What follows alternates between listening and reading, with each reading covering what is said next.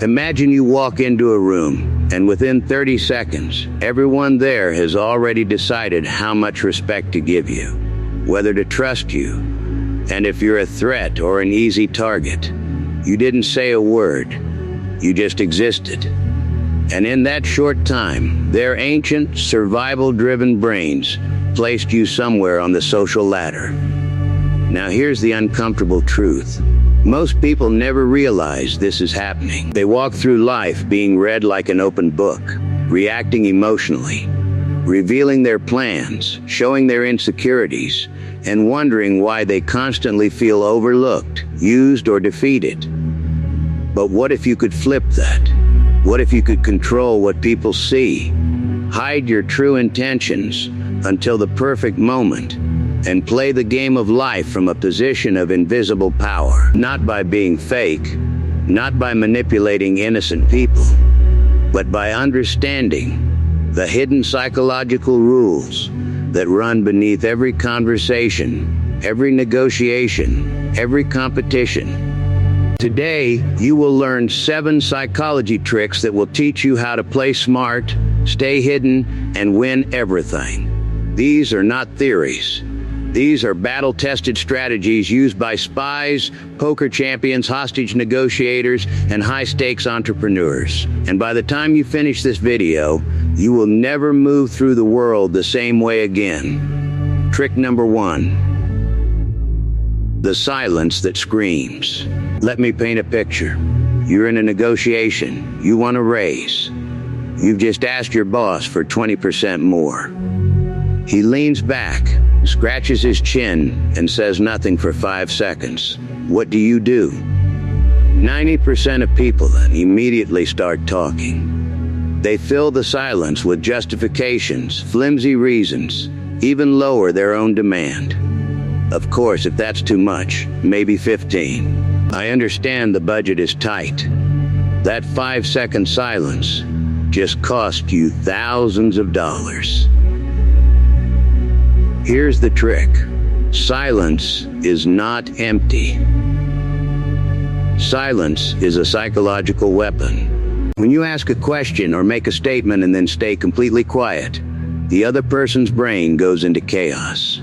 They feel an overwhelming urge to fill the void.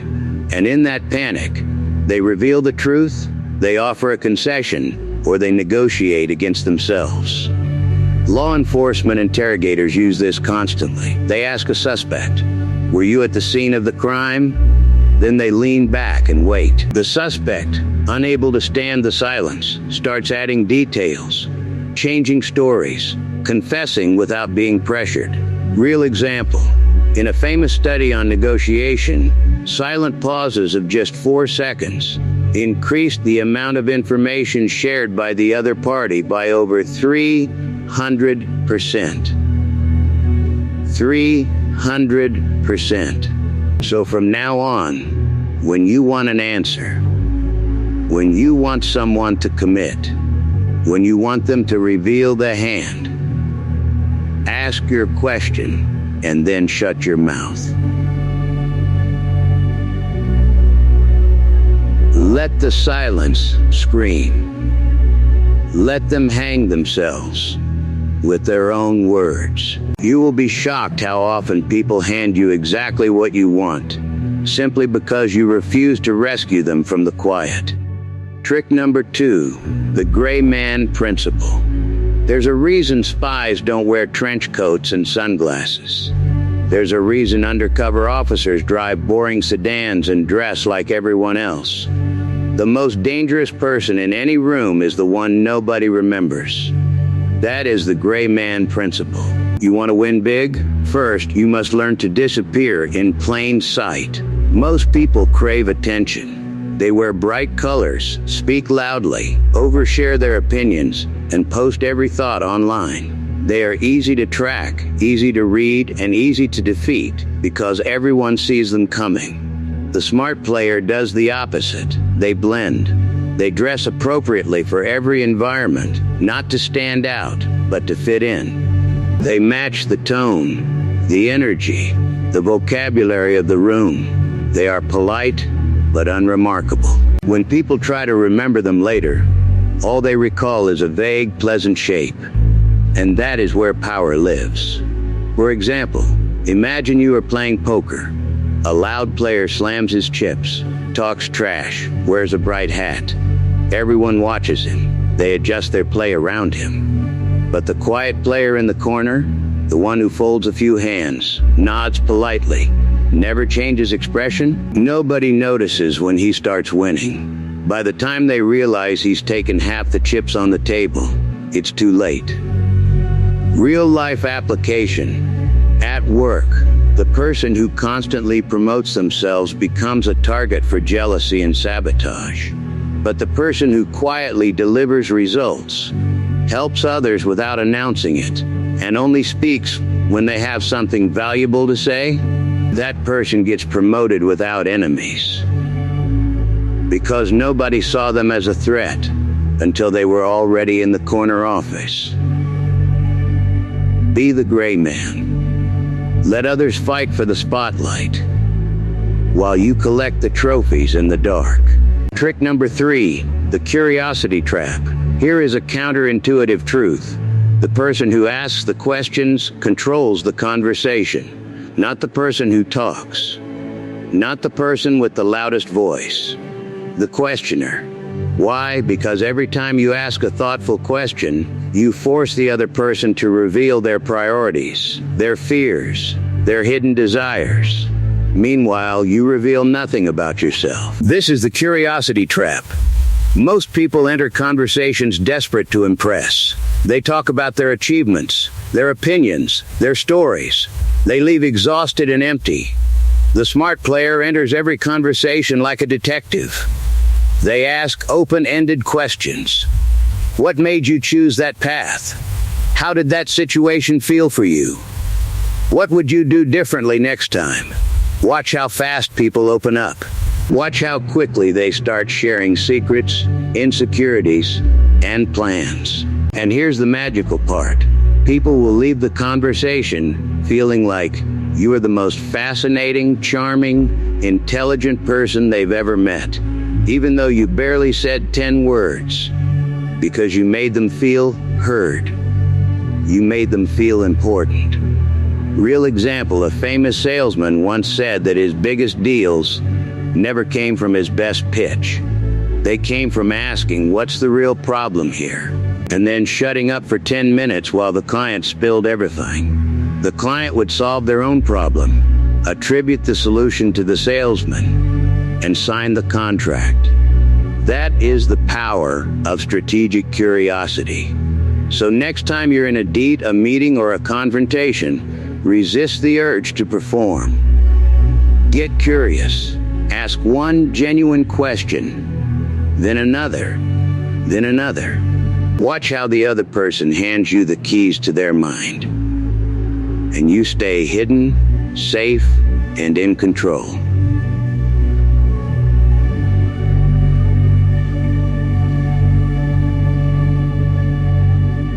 Trick number 4. The unfinished loop. Have you ever watched a TV show that ended an episode on a massive cliffhanger? You tell yourself you'll go to bed, but you can't. Your brain screams for closure. You watch the next episode. That's not an accident. That is the Zeigarnik effect, named after a Russian psychologist who noticed that waiters remembered unpaid orders perfectly, but forgot them instantly after payment. Your brain hates open loops. It aggressively holds on to unfinished tasks, unanswered questions, unresolved tensions. And you can weaponize this. The trick is to start something, build expectation, and then pause right before the resolution. Leave the loop open. Then watch as the other person's mind obsesses over you. For example, let's say you are in a competitive environment, like a sales contest. Don't announce your final numbers. Instead, casually mention midweek, I almost hit my target yesterday, but something unexpected happened. Then change the subject. Your competitor will spend the next 2 days wondering what happened, overthinking your strategy, losing focus on their own game. Or in a romantic context, Instead of pouring out your feelings in one long text, leave a line open. I've been thinking about what you said, and there's something I've never told anyone about that. Then put your phone down. They will not sleep until you finish that thought. In negotiations, use the unfinished loop by saying, I have a creative solution that could work for both of us, but I need to check one detail first. Then walk away for a day. When you return, they will be more flexible because their brain has been obsessing over your mysterious solution. You win without ever showing your full hand. The key is this: never close all your loops. Keep one thread dangling. Keep one question unanswered. Keep one mystery alive. That is how you stay unforgettable without being loud.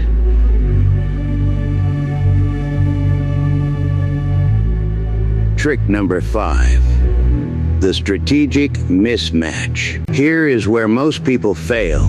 They think consistency is always a virtue. They believe you should act the same way every day. Be predictable, be reliable. And in friendship, yes. But in competition, predictability is death. The strategic mismatch means you occasionally break your own pattern in a small but noticeable way to confuse, distract, or disarm your opponent. Think about boxing. If a fighter throws a jab cross in perfect rhythm, the opponent learns the timing. But if suddenly the fighter pauses for half a second before the cross, the opponent flinches too early and gets hit. The mismatch creates an opening. In real life, this is devastatingly effective. Example: you are known at work as the calm, quiet, logical person. During a meeting, someone keeps attacking your idea. Instead of staying calm and logical, you suddenly lean forward, lower your voice, and say very directly, "That's the third time you've interrupted me."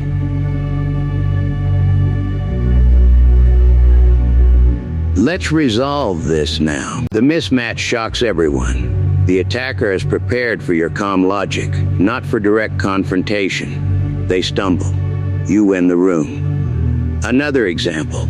In a negotiation, if you have been friendly and cooperative for an hour, suddenly become slightly cold and say, "I'm not sure we're on the same page anymore. Let me think about this overnight." The other party panics. They imagined you as an easy partner. Your shift in temperature makes them question everything, and they often offer better terms just to bring back the friendly you. But here's the warning. The strategic mismatch only works if your baseline is stable. You can't be chaotic all the time and then surprise anyone. You must build a predictable pattern for weeks or months, then break it exactly once at the critical moment. That single break will echo louder than 100 consistent actions. Play smart. Be a puzzle they cannot solve. Just when they think they have you figured out, shift and watch them fall into the gap. Trick number 6, the frame control. Every conversation has a hidden structure.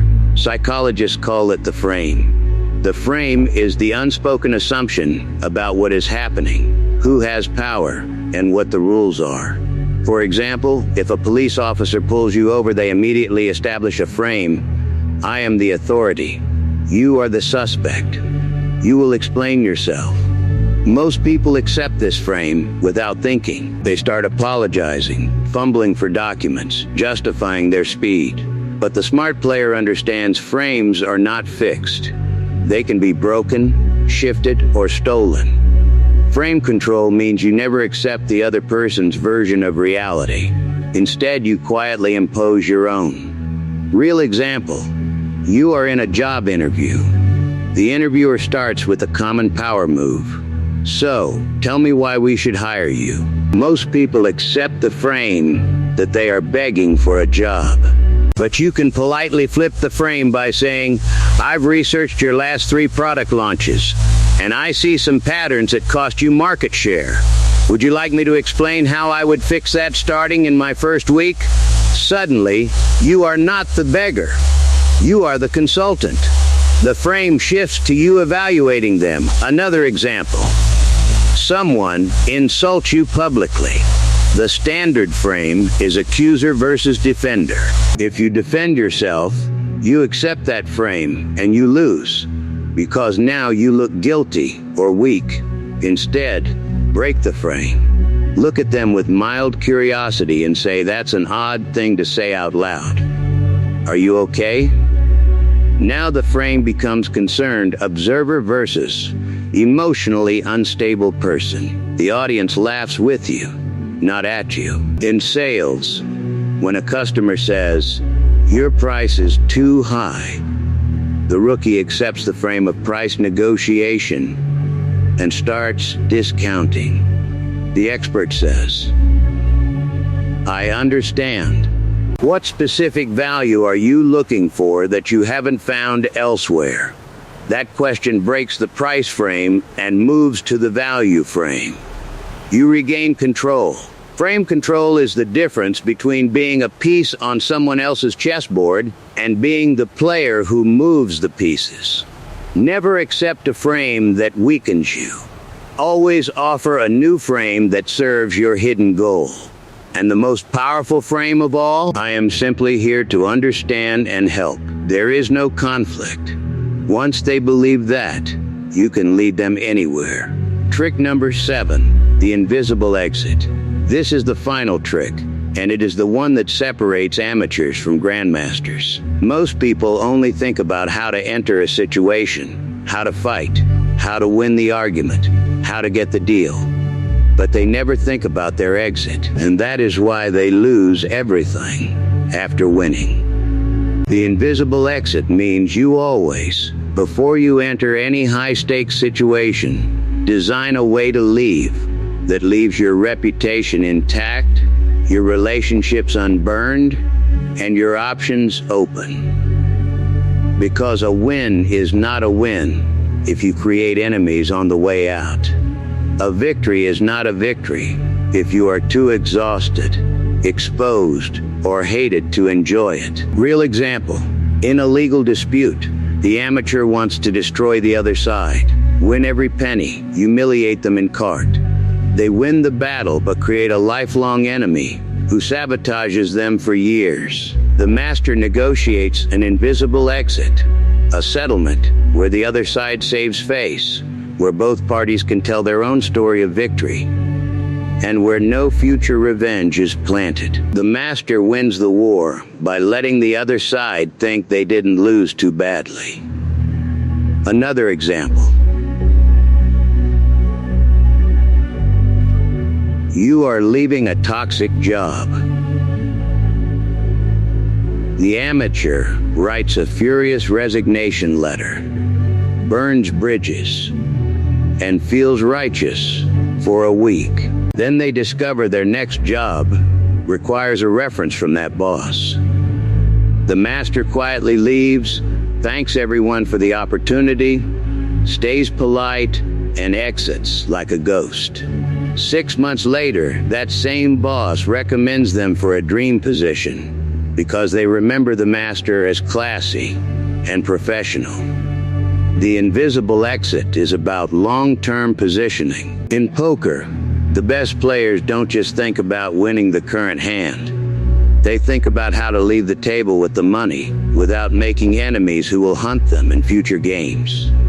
In romance, the invisible exit means ending relationships with enough grace that your reputation stays golden and no one speaks badly of you. In business, it means never burning a supplier, never embarrassing a partner publicly, never closing a door forever. Because the same person you defeat today might be the only person who can save you tomorrow. Play smart, stay hidden, Win everything. But win so quietly, so cleanly, that no one even knows there was a game. That is the ultimate trick. Now bring these 7 tricks together. Silence makes people reveal themselves. The gray man makes you invisible. Curiosity makes you the most interesting person without saying much. Unfinished loops make you unforgettable. Strategic mismatches break your opponent's rhythm. Frame control lets you rewrite reality. And the invisible exit ensures you keep winning far into the future. You don't need to be the loudest, the richest, the strongest, or the most talented. You just need to be the person who understands that human beings are predictable, emotional, pattern-seeking animals. And once you see the patterns, you can move through the world like a ghost with a plan. So tomorrow morning, pick one trick. Just one. Use it in a low-stakes conversation. See what happens. Then try another. Build your invisible arsenal. And remember, the greatest victory is the one nobody saw coming from a person nobody was watching. Play smart. Stay hidden. Win everything.